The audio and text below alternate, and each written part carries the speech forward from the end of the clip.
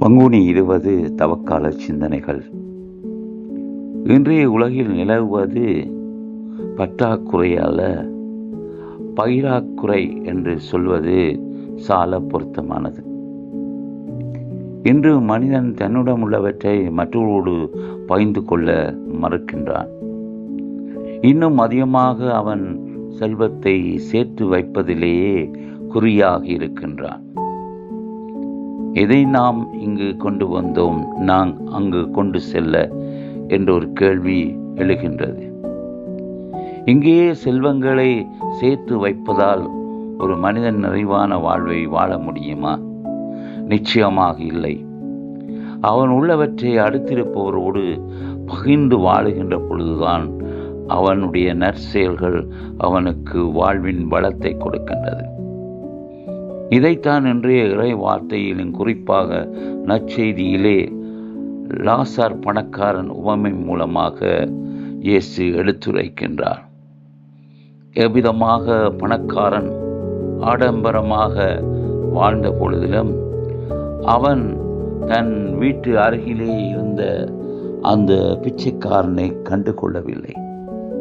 அவனோடு தன்னுடைய உணவை கூட பகிர மனமில்லாமல் ஆடம்பரமாக வாழ்ந்து இறுதியிலே அவன் தனக்குரிய பரிசை பெற்றுக்கொள்கின்றான்.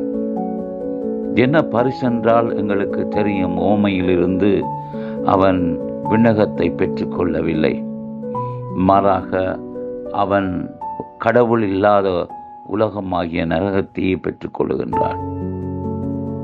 இதான் இயேசு இந்த உவமை மூலமாக ஒவ்வொரு செல்வந்தனாய் இருப்பது தவறல்ல, ஆனால் இருக்கின்ற செல்வத்தை மனிதனோடு பகிர்ந்து வாழ்வதே உண்மையான செல்வம் என்பதை ஒவ்வொரு மனிதனும் உணர்கின்ற பொழுது இந்த உலகிலே பிச்சைக்காரர்கள் என்று அல்லது இல்லாதவர்கள் என்று யாருமே இந்த உலகிலே இருக்க மாட்டார்கள். குறிப்பாக திரு அவையிலே ஆதி கிறிஸ்தவர்கள் இவ்விதமாகத்தான் அவர்கள் வாழ்ந்தார்கள்.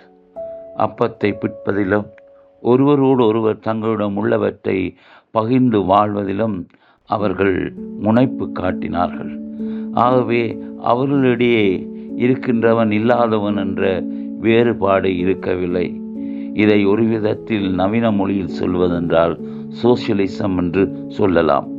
எல்லோருக்கும் எல்லாம் உண்டு என்ற ஒரு நிலைதான் உண்மையிலே இயேசு விரும்புகின்ற ஒரு நிலை, ஒரு சமத்துவ சகோதரத்துவ நிலை. யாருமே பசியோடு நித்திரைக்கு செல்லக்கூடாது என்ற நிலை. இப்படியான ஒரு சமூகத்தை நாங்கள் உருவாக்க வேண்டும். அதைத்தான் இந்த தவக்காலத்திலே முக்கியமான ஒரு பண்பாக மதிப்பீடாக நாங்கள் ஈகை செய்ய வேண்டும் என்று வலியுறுத்தப்படுகின்றது.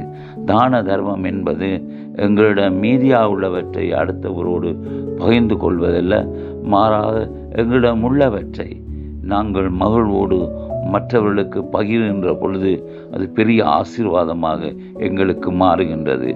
ஆகவே அந்த ஆசீர்வாதங்களை குறிப்பாக இந்த தவக்காலத்திலே வறியவர்களை தேடி சென்று அவரிடம் எங்களிடம் உள்ளவற்றை பகிர்ந்து அவர்களுக்கு மகிழ்ச்சியை கொடுப்போம். ஏழையின் சிரிப்பில் இறைவனை காணுகின்ற மனநிலையோடு வாழ்வோம். ஆமேன்.